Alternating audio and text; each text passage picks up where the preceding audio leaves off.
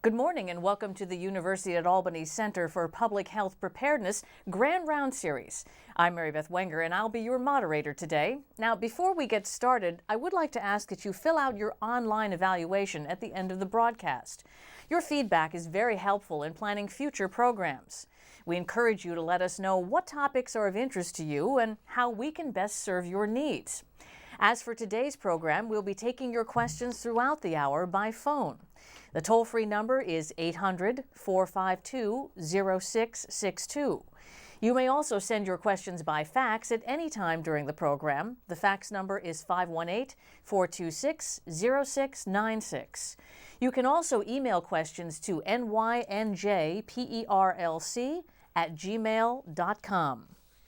Now, today's program is called Latinos During Emergencies, Cultural Considerations Impacting Disaster Preparedness. Our guest speakers are Dr. Blanca Ramos, Associate Professor, School of Social Welfare at the University at Albany, and Mr. Charles Kamasaki, Executive Vice President of the National Council of La Raza. Good morning. Good morning. Good morning. Good to have both of you here.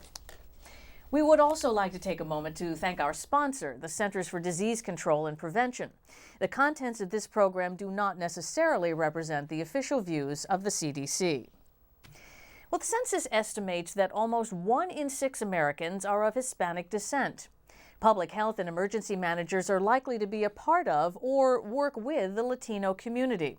Our speakers today will discuss cultural factors that influence preparedness behavior and effective strategies for fostering full participation among Latino groups. Now, Mr. Kamasaki, we want to ask you the very first question about this, and we want to mention about the core competency, preparedness core competency, which is demonstrate respect for all persons and cultures. So tell us something about the principles guiding that. Sure, Mary Beth. There are really 3 reasons why public health professionals and emergency managers need to care about fully including all populations. The first, obviously, is legal.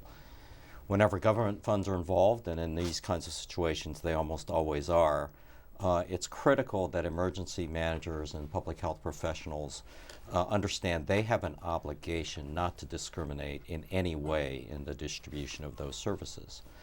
From a humanitarian standpoint, it's obviously also true that in every emergency management situation we want to serve everyone who's in need of services. And lastly, and probably most importantly, from a practical standpoint, we simply cannot be effective in emergency response if significant portions of the population are excluded. This really sounds like the golden rule of how we should treat everyone. Why focus in specifically on the Latino community? Well, there are, and we will be discussing those later on in the broadcast, a whole range of reasons why both within the Latino community there may be some issues that deter or prevent folks from fully being included, and then from a public policy standpoint, a lot of times the emergency management infrastructure isn't sufficiently prepared. So we want to address both of those issues. So how extensive is the Latino community throughout the United States? It's large and growing. It is now 50 million strong. It is the largest and fastest growing ethnic minority in the country. And maybe something a little bit different than many of us who've been in this area have gotten used to. Latinos are no longer concentrated in the traditional so-called gateway states like California, Texas, Florida, New York. There are really significant populations in every state, and actually they're the fastest growing in the so-called non-traditional states. And cities, rural areas, everywhere? Everywhere. Well, Dr. Ramos, we want to ask you, what can you tell us about the origins of the countries that the Latinos have come from? Okay. One of the major differences among Latinos in the United States is the country of origin. Latinos can trace their ethnic heritage to a vast number of countries. If you look at this map, you can see that they come from South America, the Caribbean, Central America, and Spain. So they are really very diverse. And Mr. Kamasaki, what can you tell us about the general Latino population in the U.S.? Well, the viewers can see up on their screen some of the key statistics. Most Latinos, the vast majority, in fact, are U.S. citizens. However, and frankly, most do speak English.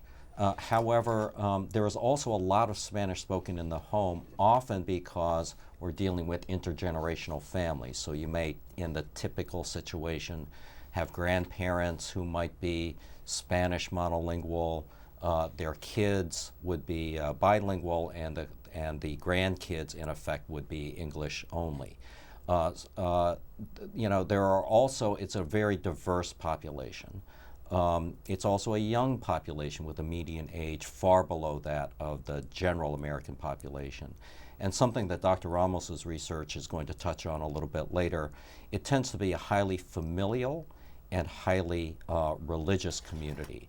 And unlike what I think the traditional stereotype is, not all Latinos are Catholics, although the majority still are Catholics. There's a large and growing evangelical segment of the community, which actually has significant implications for emergency response. And the last point I would make is a very large proportion of Latinos are not insured. They don't have health insurance, and as a result, don't have a regular health care provider.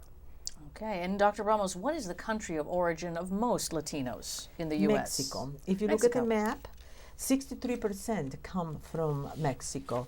And the second subgroup is from Puerto Rico. We have 9.2%, and Cuba 3.5%.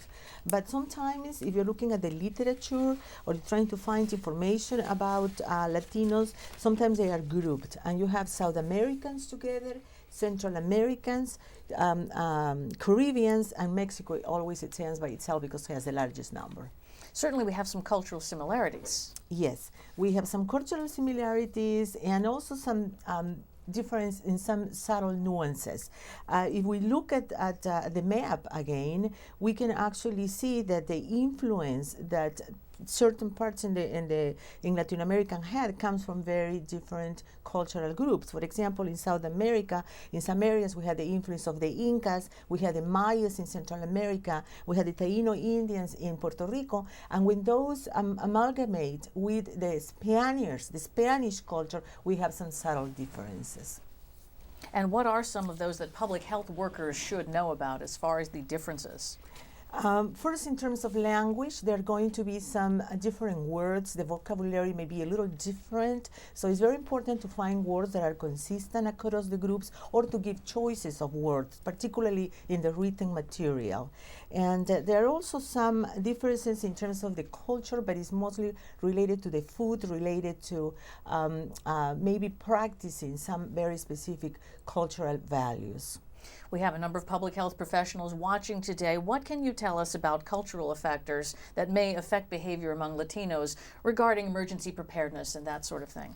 Well, first I just want to caution all of us about being careful with stereotyping, is because we have certain identified cultural concepts that are consistent with Latino cultures.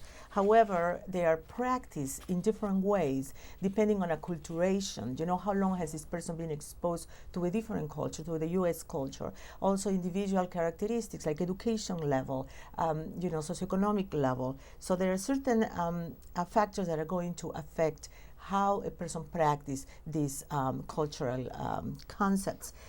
One of them is familism, and familism, as Mr. Kamasaki mentioned before, is one that we see pretty much throughout. It's at the core of Latin American society. And even though it's not just specific to Latin America, because you find it in many cultures, the way that it's practiced may be a little bit different. For example, the family is very important. Everybody is really very linked together. There is a very strong loyalty among members. The needs of the group of the family are more important than the one of individual members, and cooperation among members rather than competing with each other. Interdependence, that's very, very important, because in Western society we encourage independence. So interdependence, everybody depends on everybody for everything. It's about we, not about It's I. about we and not about us, exactly. Gender role prescriptions sometimes are very well defined, and responsibility, filial piety, responsibility for each other as members of the family. So that's one of the strongest ones. The ones that we found, researchers really documented that is present even among Latinos that are happening in this country for several generations. Collectivism is also one that is also very characteristic. It's a we and us that you mentioned before, rather than an I and a me. And also social interactions that are more friendly rather than confrontative, and again the needs of the group over the individual. And this is a very important concept when in an emergency situation, or even when we want to provide training, because if we want to appeal to Latinos to come to a training, we need to phrase it in the concept that this is good for your family, this is good for your community, as opposed to this is good for yourself. And the same thing in a rescue situation. It's not about we're going to save you, but we're going to save your family, we're going to save your neighbors. So it's very important to take that into account. And also, in terms of getting cooperation from the community, it's a natural thing. Being cooperative among us is part of who we are. Respect is very important, and there are very, very specific expectations in terms of who behaves how. And these are based on gender, age, authority status. This is important in the case of an evacuation, in the case of an emergency, in case of getting the family to come to get flu shots, because we gotta go through those levels to make sure that we are not stepping on somebody's toes, and make sure we get that cooperation from the family. And it's usually more than one person. It's not like we can identify a single head of household that earns their income. No. There are other factors that are important. It could be the grandmother that lives in the house and has more authority, takes care of the children. So we need to really be careful on how we address that. Fatalism is connected to locus of control. When things happen in life, who is responsible, who is in charge? Is it nature or is it me as a person? In Western society, we really believe that you can do it, you can change it. In some cultures, in some societies, we don't. We think that it's nature, it happens because it has to happen. Que será, será, whatever will be, will be. So that can be a little bit of a difficulty in an emergency situation, because people will tend to have more of a passive type of a response, and maybe a little bit more of convincing about how technology has advanced in such a way that maybe we have ways to confront and face some of these natural disasters. We also have time orientation that is very important. We tend to think about time in terms of a cyclical rather than direct line, linear type of phenomenon. So we not necessarily get up in the morning and have the day laid out from 8 to 5 like it's done in the Western world. Things happen when they happen in our cultures, and if we make it to the appointment, we do, and we may be a little bit late. Well, that's life. Something else more important might come up. This is important for those that are providing training, not to take this as a sign of disrespect like it's done like we do in Western society. It's just one more thing that happens in life, and continue trying to reach out.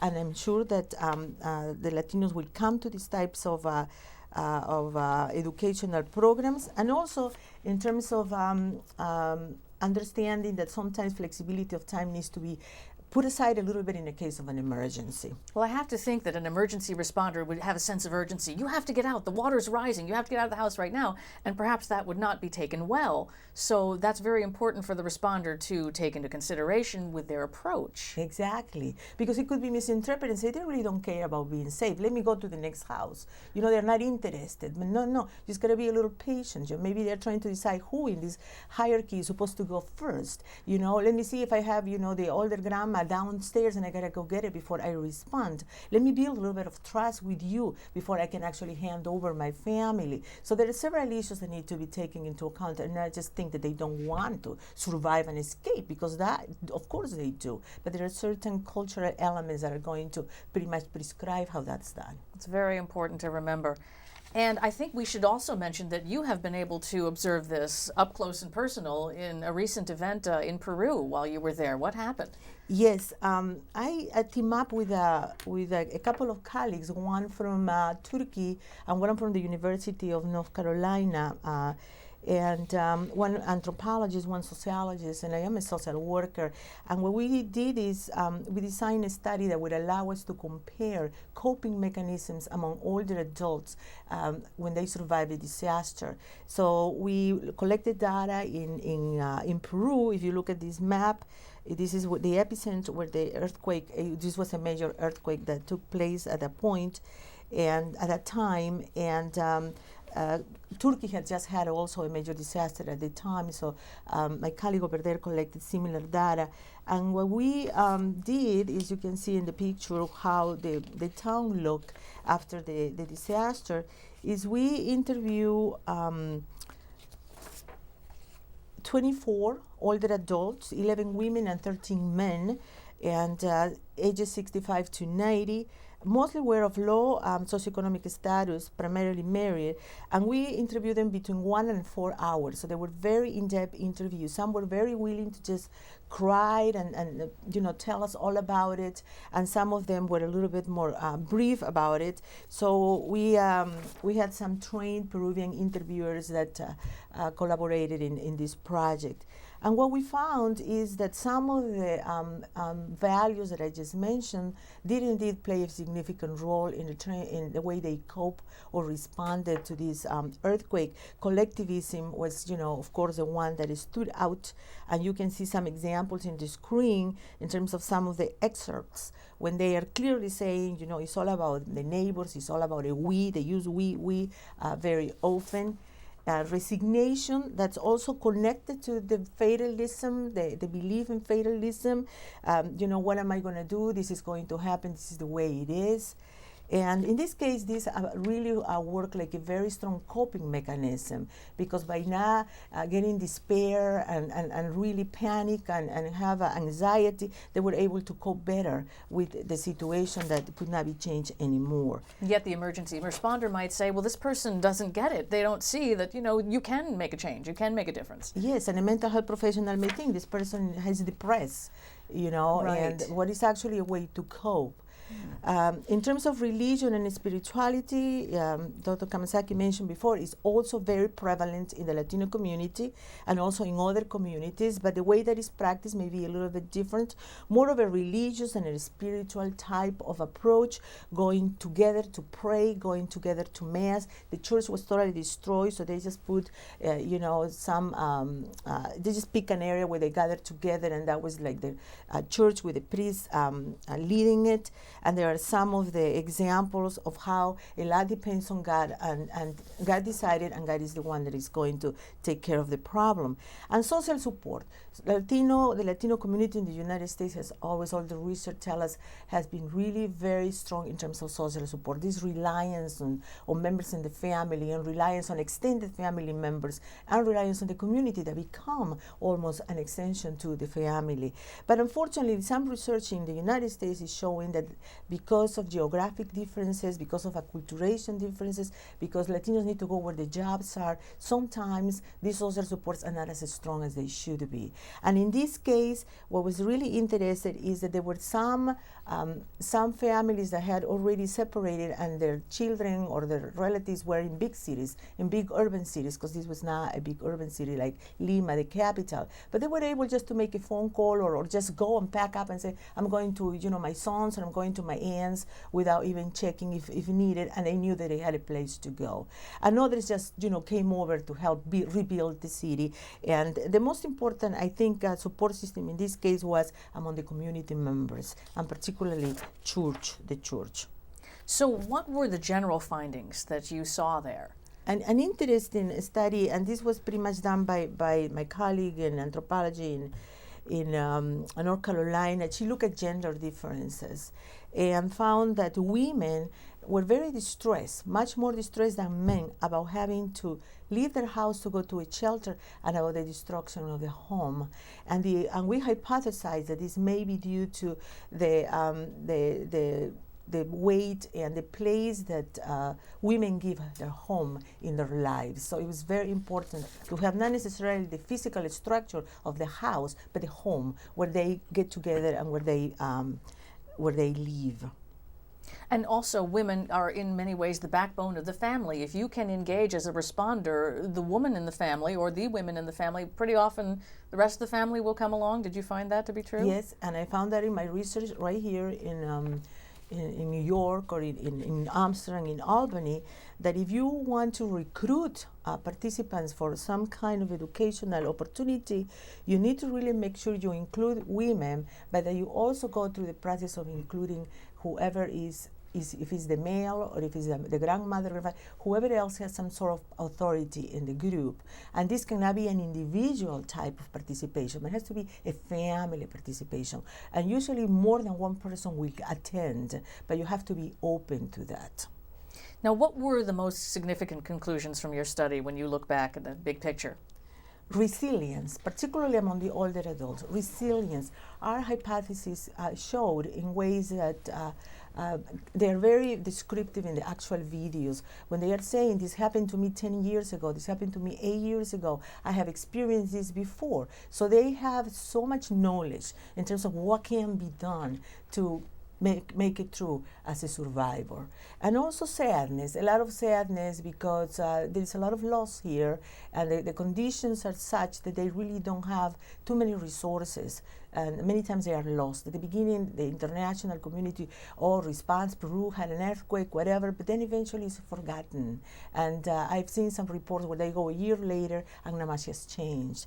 And coping, the way the cultural values and practices, as I mentioned before, really play a very important role, and long distance and local social networks. Well, I'm going to turn to Mr. Kamasaki and just shift the focus a little from, outside the country to domestically. Your organization has had much experience with Latinos and disasters in the U.S. Tell us first, if you would, about your organization and then some of those experiences. Sure. The National Council of La Raza is the largest Latino civil rights and advocacy organization in the country, and as that description would suggest, we're very active on a broad range of public policy issues, and those are mentioned on the slide. We're also an umbrella organization for 300 affiliates. These are local, community-based organizations providing a whole range of services to their local communities. So we both do public policy advocacy work, and we support our affiliates in delivering services at the grassroots level. So you have seen a number of big disasters. Katrina, I'm sure, stands out. Indeed.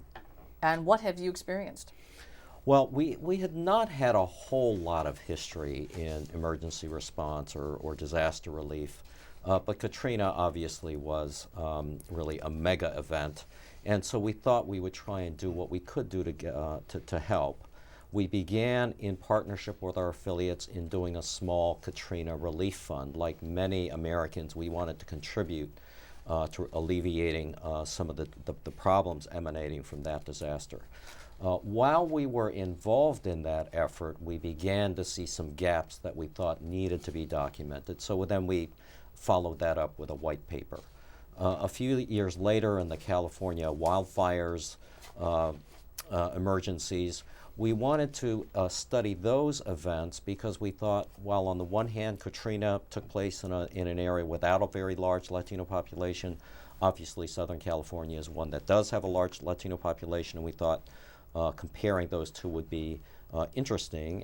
And finally, just recently we completed an emergency manager's toolkit that tried to combine the experiences that or the benefits that we learned from those experiences with also what's happening in terms of best practice with respect to emergency response. And we'll be talking more about that toolkit, but if you would tell us what some of the problems were that you found with some of these initial events. Well, Katrina obviously really was a mega event. In some ways it was the perfect storm, without trying to be trite about that. It was not just physically a perfect storm, it was also in many respects the worst case situation from an emergency management or an emergency preparedness standpoint. So we saw very significant gaps in the response. For example, very few Latinos were really reached by evacuation notices. Many who did receive the information were afraid of following the advice or coming forward or having contact with the government. And then finally, in the wake of Katrina, many people who were eligible for services were either denied or deterred from receiving those services by relief agencies and government officials. That's pretty awful if the officials are there to help them and yet they were denied or deterred. Right, so which is one of the reasons why we felt it was a situation that demanded further in-depth study, and we therefore produced a white paper on that subject. So what other issues were identified? Well, you know, in some ways, as I say, it really was the perfect storm. This was an area where the government did not have a lot of diversity within its ranks, so there weren't a lot of Latino elected officials, not a lot of Latino appointed officials. It was also the population, the Latino population in New Orleans had grown quite rapidly recently, so there wasn't the kind of community-based infrastructure, community organizations or churches that serve the community. So in many respects, I think even though it was a massive storm that, you know, even for the mainstream community clearly outstripped the ability of the infrastructure to respond, for the Latino community, in many respects, everything was exacerbated or everything was worse. And folks who needed it the most, the help from emergency responders, were perhaps not getting it. Absolutely. Well, the NCLR recently released a toolkit to help emergency managers improve their responsiveness to the Latino population. So tell us how that work came about. Well, there was an intervening step, Mary Beth, where we also took a look at the California wildfire events in between, and we determined that even in an area with a very large Latino population, with lots of Latino elected officials, maybe not to the same extent, but we still saw the same problems. Significant gaps in the response, lots of populations of farm workers and other isolated populations weren't reached by emergency information. And there were disturbing reports that, again, even in a place like Southern California, lots of people who were eligible for services were either denied those services or deterred from seeking those services after the event. These two things led us to think about not just documenting the problem, but hopefully becoming part of the solution. So with support from the Office of Minority Health, what we thought we wanted to do was design a toolkit that would help emergency managers improve their preparedness and their responsiveness, and we wanted to do that as comprehensively as we possibly could. So Dr. Ramos spoke about some of the cultural constructs that might put Latinos at greater risk during emergencies. Has the NCLR identified any other factors that present some barriers to full inclusion in the preparedness activities? We have, and in lots of ways the research that we've done mirrors a lot of the research that Dr. Ramos has done. So first, probably the most important barrier is that we don't believe most emergency response systems have the appropriate procedures in place to fully include the Latino community. It's also true that there are remarkably large gaps in knowledge and experience on the part of much of the public health and emergency management infrastructure when it comes to the Latino community. And when you talk about Latinos, you can't avoid the subjects of language and immigration status, and those tend to be among the most important, I think, overlooked barriers. And I mean overlooked not in the sense that people aren't aware that these are issues, but I think there isn't sufficient depth of knowledge in order to respond effectively. And we should make a point that a large majority of Latinos are U.S. citizens, such as residents of Puerto Rico, so they don't have those same concerns. But those who do have the concerns about immigration status, that may lead into some of the fear you talked about before. Tell us a little bit more about the fearfulness and how that plays into this. Indeed, it occurs in a couple of ways. So the first thing that's true is, particularly with recent immigrant families, their attitudes towards government tend to be different than the more established Latino community, in the sense that many of them may well have less trust or more fear about government. They tend also to have less access to traditional sources of information. So going back to, say, the health insurance issue I mentioned before, about 25% of Latinos not having a medical care provider, if your medical care provider or public health professional is going to be the source of most of your information about, say, something like a pandemic flu, you're not going to get that information if you don't see a doctor on a regular basis. There are also very specific issues, as you might imagine, around different media access. So there is a digital divide. Information that's available only online is only going to reach a portion of that community. So one of the main areas seems to be miscommunication, misinformation. What are some specific examples that you can think of? Well, one recent example that really was striking to us occurred in South Texas a few years ago when they were preparing for a hurricane season, and they did what lots of good emergency managers do, and they prepared a full-scale drill. The Rio Grande Valley in South Texas is the very tip of Texas, has really only 3 highways out, so evacuation tends to be a major focus in the case of a major disaster. So when they did the actual drill, it was discovered that the Border Patrol had a very large presence at the checkpoints leaving the Rio Grande Valley for completely understandable reasons. So their rationale was they didn't want to communicate to the drug dealers that there would be a reduced law enforcement presence, so that drug dealers couldn't take advantage, obviously, of this drill. On the other hand, it had the effect of communicating to people who were evacuating that, you better watch out before you evacuate because you're going to have Border Patrol at the checkpoints. So that's an example, again, even in an area with a very large Latino population, with what you would think of as a quite sensitive local government officials, there was a huge gap in the system. So sometimes with the best of intentions, the Border Patrol was there for a perfectly good reason, but it was misperceived. Absolutely. And it must be very difficult for emergency responders to perhaps account for that ahead of time. Well, it was misperceived and misunderstood, but I think it was also highly predictable. So again, that's one where we would have predicted that the response from many in the community would have been fear and distrust. Again, it was one of those things that the system overlooked.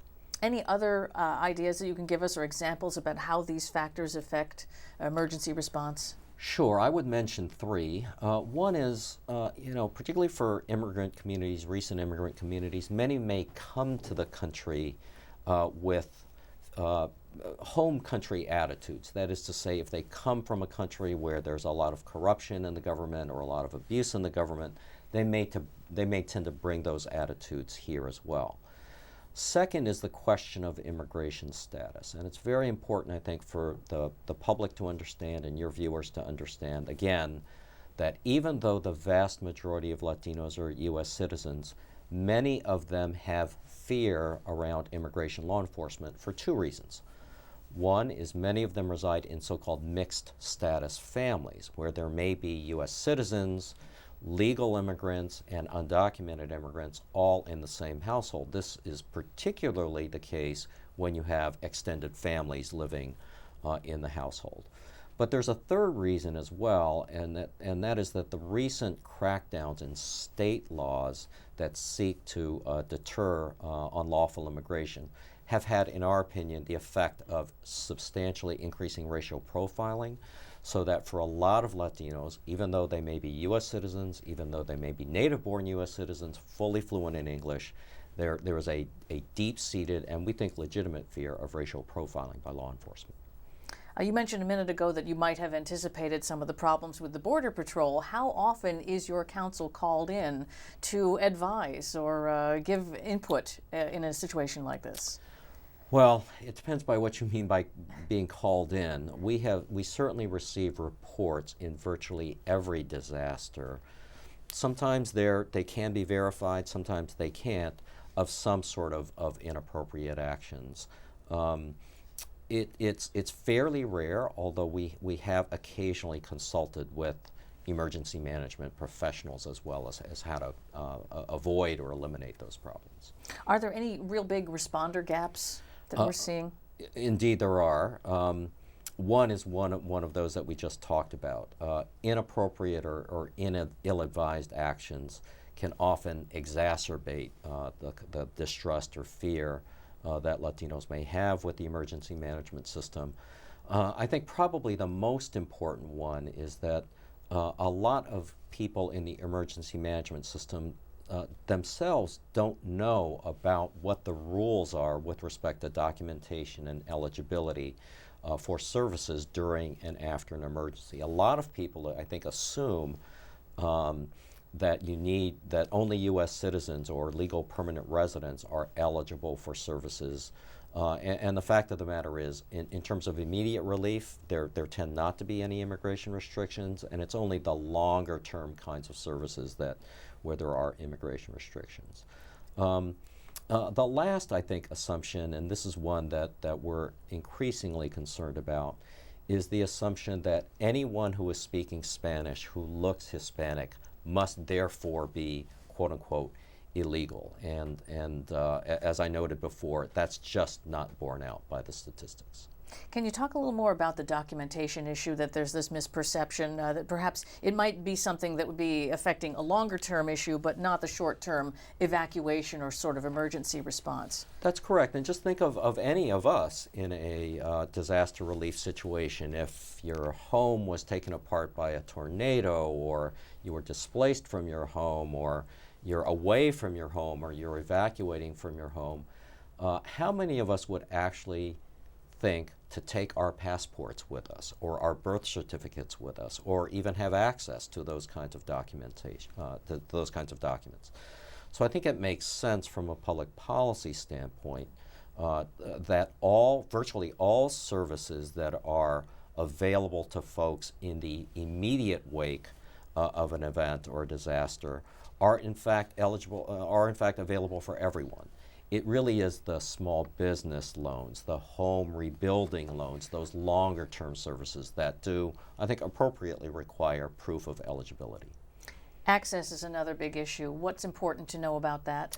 Indeed. There are very significant portions of the Latino community that may not have access to a lot of the information that might otherwise be available to the general public. One common population that I think everyone would know about is farm workers, particularly those in rural areas, particularly those in the areas without, say, Spanish language media. But there are related industries, food processors, for example. A lot of people work on construction sites that, even though they may reside in an urban area, may not have access to media. And then there are others who, in some respects may be isolated even in our own midst. Think about domestics, childcare workers, people who are working with shut-ins. A lot of them may not have the same kind of access to media that the rest of us take for granted.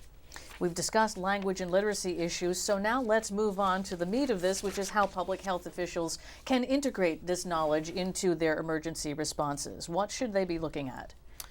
Well, the public health and emergency management system is very good at testing itself through exercises, drills, and simulations. And so, as I mentioned, it's not uncommon for problems to be identified in that context, so we would encourage that.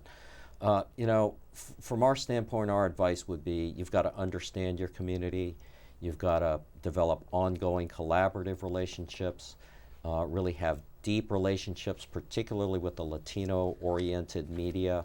And we think Latinos shouldn't be just considered an extra population or a boutique group to look at after you've developed your plan. We think the Hispanic community needs to be fully integrated into all preparedness activities and plans. And the first step for emergency managers? Well, the first step, I think, is in terms of preparation, is just to get educated about their Latino community. If you don't have the expertise, you need to go out and learn it. And some of the common things that I think emergency managers want to know is where do people get their information? That tells you how to get your information out. Where the Latinos in your community live and work, the health practices and sources of health care in that community, and obviously get a handle on immigration status in that community. Well, developing partnerships is certainly very important in a community engagement. And now we have a short video clip with the executive director of Centro Cívico, a social service agency in Amsterdam, New York, just west of Albany, serving a mixed Latino population of mostly Puerto Rican, but also Dominican, Costa Rican, Colombian, and Mexican nationalities. Let's take a brief look at their community engagement efforts. Well, Centro Civico is a Latino non-for-profit organization. We are roughly around 24 years old, and our mission is social change and self-sufficiency. We have a variety of programs that they are regional and some that are statewide. Those programs range from the Only AIDS Spanish hotline in the state of New York to services for children and individuals with developmental disabilities. It is very important to engage the community into everything that you do. As a result, the community takes ownership and it's involved in what you do.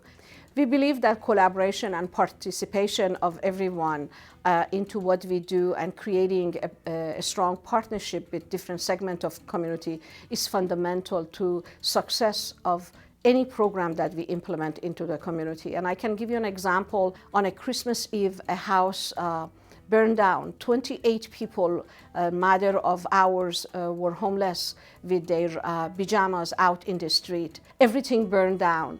And obviously with the partnership of local Red Cross and many other organizations, we were able to support them and within a matter of weeks, bring them back to normal life. A lot of time, the minority community, in particularly Latino community, is at a disadvantage when an emergency happens. Obviously, there are a lot less resources in their community due to socioeconomics, and then you have language and cultural barriers. The advice that I can give to other organizations to be prepared for emergency situation is that be connected to the community with every segment of the community, and when you plan activities, make sure everyone is at the table. When you organize, make sure you have representative of different segment of the community as a part of the organizing team. Make sure if there are language minorities in your community that you have people on your team that speak their language and is connected to that community. Within the Latino community, it is very important that we involve the faith community because it is the fundamental part of who they are. Many individuals from many communities, but in particularly Latino community. Then involvement of the faith community, involvement of elderly in the family, involvement of the family unit as a whole, and understanding that the definition of the family in the Latino community might not be like other communities, because within the Latino community, many individuals that might not be related to you through blood or marriage are looked upon as a family member because they are involved in your life. Your padrino is your godfather, godmother, the pastor in the church, the individual that runs the corner bodega that keeps an eye on you when you get off the bus, and if anything you do reports to your parents. Then the extended family is fundamental to be involved and to be aware of the activities that you plan for that family.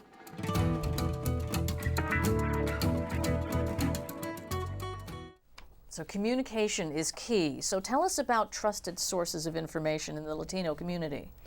Well, some of those I think are pretty obvious. It's the Spanish language media networks, not just television like Telemundo and Univision, but radio stations, churches and community organizations we've talked about already.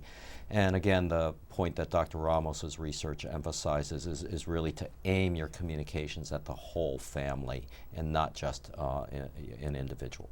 Your toolkit also mentions great ways to reach the Latino community with internet and new media. Are there any particular sites or vehicles that are most employed?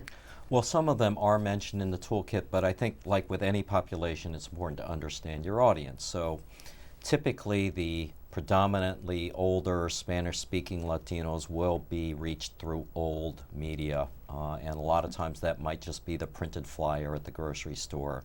The bilingual Latinos will tend to do both old and new media, and it's really young Latinos, like young people everywhere, who are most focused on the new media.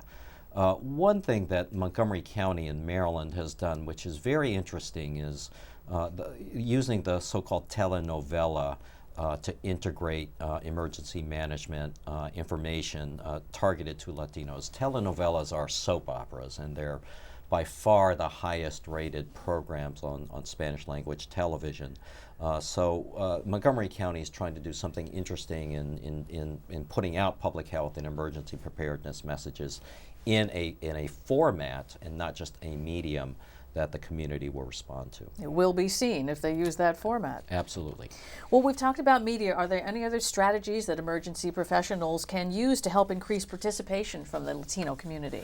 There are. In our guide, we have a whole long list of do's and don'ts, but I think the most important focus here is really to recognize who your audience is. Much of this population has low levels of educational completion, which means they will tend to have lower literacy levels. So use plain language, assume those low literacy levels, and recognize that a lot of this population may not be fully literate in either Spanish or English, so it's important not just to rely on the written word in trying to communicate to Latinos, particularly in the wake of or preparing for an emergency.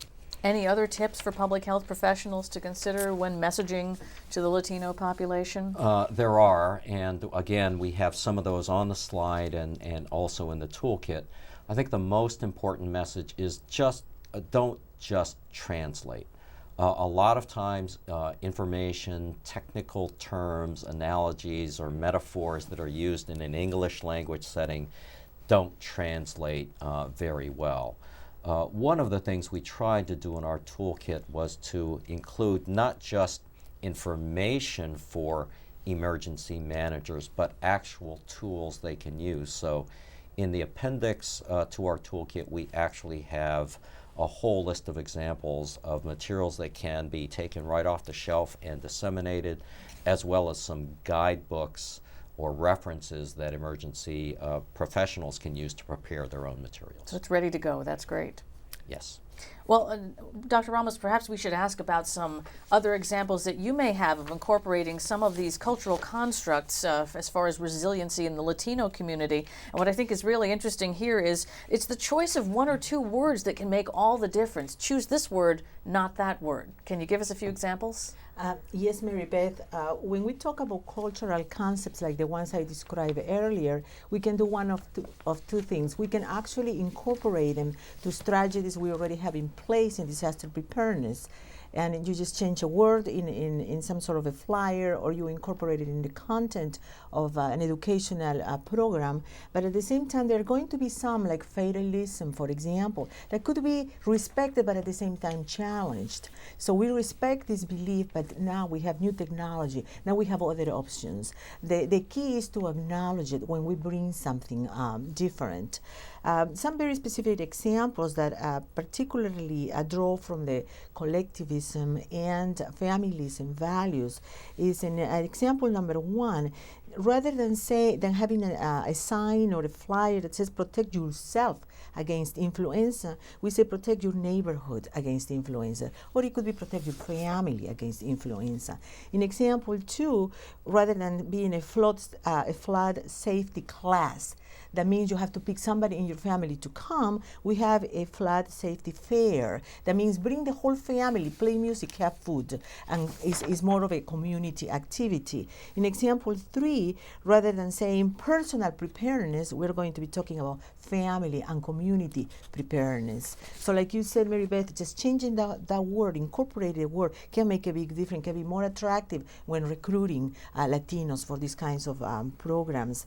And example four is rather than just fire safety training, we really are very keen here to try to recruit and tap on older adults. Older adults that have all this wealth of information tend to have a lot of respect within the family. In a moment of crisis, many of the younger people will turn to them, like I found in my study. And very interesting too with older adults, they always have their caregivers. So I did a study in Amsterdam with caregivers, and the caregivers wouldn't come if they couldn't bring the older adult. So we ended up having two groups, the caregivers and the older adult. hospitals. So the assumption that they can just come on their own or the caregivers can come on their own doesn't really sometimes do well. The other example, number 5, is that incorporating faith-based or the faith and spiritual tendency among Latinos, and in a call for participation, rather than saying there is no emergency kits available at your local church, we can say it's no emergency kit blessing and distribution after Mass on Sunday. Right. I remember a story about some public health professionals were trying to get some uptake in the Latino community of child car seats. No one seemed interested, but when the priest came and blessed the seats, everyone came and took one. Yes, so that indeed can make a big difference. Good way to integrate the message. Well, we've discussed some but not all the steps for engaging the Latino community, so for more specific information, we'd like you all to refer to the toolkit. But in the meantime, Mr. Kamasaki, can you recap the message for our viewers today? Sure. You know, including and integrating Latinos into every part of the emergency preparedness system really is something that would benefit everyone. The overall community health and safety is improved and protected. The burden on emergency managers to come up, you know, as a disaster is approaching or imminent is reduced. And then you can also, by fully having partnerships with the Latino organizations and churches in their community, make sure that the community itself is better able to take care of them itself and to prepare for an emergency. So being inclusive is a win-win for everyone. Indeed it is. We do have some time for some questions, which some of you have called in. The first one I'll just put out to anyone who would like to answer it. It is there anything legislation could do to make it safer for undocumented immigrants to participate fully in an emergency? And they go further to say, for example, there is some thought that suspending INS enforcement during an emergency would improve cooperation among first responders. Indeed, there have been some examples of that. So there are various portions of the Stafford Act, which are designed to guide emergency response, do have references to immigration status. And there have been examples, as with Hurricane Gustav in Houston in 2008, in the Bush administration, when the Department of Homeland Security did issue clarifying statements that they would not be enforcing the immigration laws at that site in the preparedness situations. I doubt we are likely to get legislation that includes sort of a wholesale suspension, but we think with appropriate discretion by the immigration, by ICE and DHS and local law enforcement, I think there is a way to, if not completely eliminate, at least substantially reduce the fear in the community. And Dr. Ramos, we have a question specifically for you. The person asks that you mentioned you are a social worker. Can you give examples of how social work professionals could be involved in an emergency response, and are they perhaps an untapped resource? Yes, social workers are in an excellent position to contribute throughout the process. First, we have a code of ethics that mandates that we are prepared to work with culturally different people or persons, and also persons that have social justice disparities, and the two of them fit very well with Latinos. So even if they don't speak the language, they have at least the very basic skills to and the understanding that we need to make an extra effort to reach out to Latinos. A second reason is because the skills that we get as professional social workers are excellent in this case. We are people.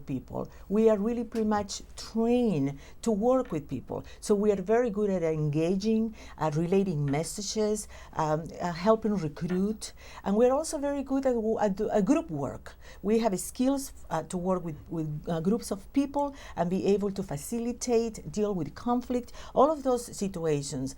And also we have a subgroup of social workers that are mental health professionals that can actually address the crisis moment, the crisis situation. Plus, very important, and that sets us apart from other professions, is that we incorporate the environment. So we're going to be sure that we address any kind of reaction or response in an emergency situation, taking into account the cultural milieu and the disadvantages that exist, the whole environment. Talk about a trusted source, that's the social worker. Right. Yes. Can I add something to that? I think there are two other important areas that we should consider. One is a lot of times social workers and other social professionals are highly trusted sources of information in the Latino community. So people are not expecting their social worker or their teacher to be someone associated with law enforcement. There are also people who have a lot of interaction with the community. So again, it's not only the expertise that social workers bring, which I think is very important. It's also the fact that they are highly trusted, highly visible, and a lot of times have a lot of engagement with the local Latino community. There's that relationship there It's already. very The important. relationship, Yeah. and because part of our training is working effectively with communities. Exactly. In the time we have left, what are the specific laws responders need to know about? We've talked about a few, but any particular ones? Well, I'll start. The first has to do with the civil rights laws. Looking at it from a Latino perspective, there's Title VI of the Civil Rights Act of 1964. That basically says anyone involved or anyone who has federal financial assistance needs to make sure that the services or the activities funded with that assistance cannot be distributed in a discriminatory manner. A lot of times people are thinking, well, I'm not discriminating, so they assume that what they're doing is fine, but they have to remember that in the distribution of services, they want to make sure that every community is equally and fairly addressed, and a lot of times just by overlooking something, someone may be unknowingly violating the law. Second, it's very important, as I mentioned before, for government officials and for that matter NGOs to really understand the interaction of emergency relief benefits and immigration status. Again, it's one of the areas where we see the most confusion, and often we think it has really significant negative effects in terms of deterring the communities from coming forward. And then finally, I think for law enforcement officials involved in disaster situations, and many times they are, I think it's important for them to understand when and why it might be useful, as one of your questioners earlier mentioned, not to go about vigorously or zealously or overzealously enforcing immigration laws. That has the effect of really putting the entire community at risk. Mr. Kamasaki, Dr. Ramos, this has been a lively and very informative discussion. I thank you both for being here today. Thank you very much. And this concludes our broadcast for today. We do thank you for tuning in. Before we go, we would like to ask all of you to fill out your evaluations because your feedback is quite important for development of future programs. We'll be placing this presentation on the website and Blip TV as a video streaming within the next few weeks. So please check our website for upcoming broadcasts and distance-based learning opportunities. Thanks so much and have a great day.